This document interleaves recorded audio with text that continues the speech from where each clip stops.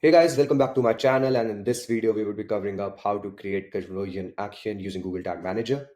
In my previous video, I showed the steps to create conversion action without using Google Tag Manager tools, so if you're interested in that, the video link is in the description.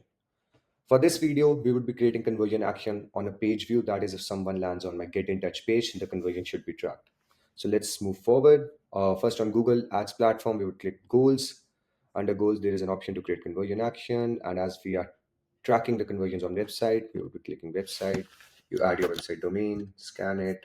And for this video, I would be creating the conversion action manually. So you select your category, that is page view. You can just give any name to your conversion action. Touch. And I'm writing GTM in front of it because I'm installing this conversion action via GTM. You can assign any value to it. You can set this count up as per your understanding. If you still want me to create a separate video explaining all these stuff, do let me know in the comments and I would create a separate video for it. Just after everything is set up, click done and then click save and continue. So you are redirected to a screen which gives you different steps to install this conversion action, and we will be using Google Tag Manager. So just keep the screen open and we would first complete the steps on Google Tag Manager. So if you are not aware how to create Google Tag Manager account, there's another link for the video in the description where I've explained each and every step how to create Google Tag Manager. So under this interface, you click New Tag.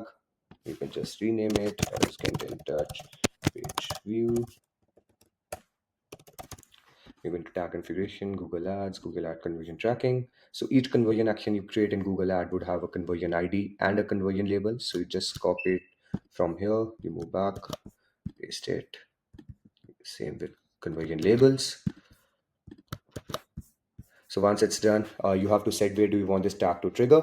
And as we want it to trigger on Get in Touch page, we would create one from the scratch because there are no predefined triggers for tags to trigger on Get in Touch. So you just click this plus option.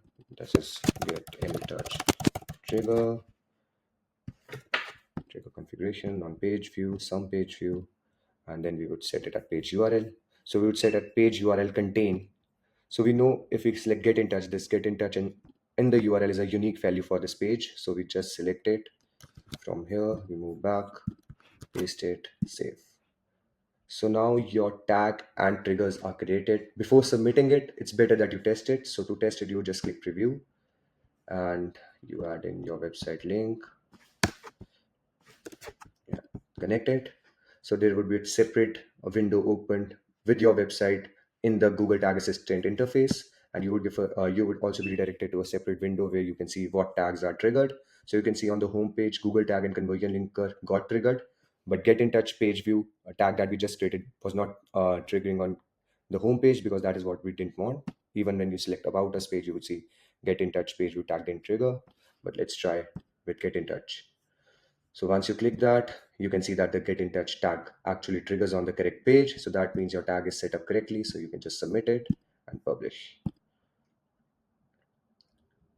Once this is done, you go back to Google Ads platform. You just click done over here and you see that the page load Get in Touch tag conversion action has been, oh, sorry, this is the one. Page view Get in Touch GTM one has been created. It's still inactive. So to just change its status, you click troubleshoot and directly add the Get in Touch URL over here and connect. So once you open your website through basically that particular page through this troubleshooting window, you would see that it has changed from active to no recent conversion. And yeah, your conversion action has been created successfully. In the next video, I would be teaching how to create conversion action on a button click. So don't forget to subscribe to my channel to follow my videos.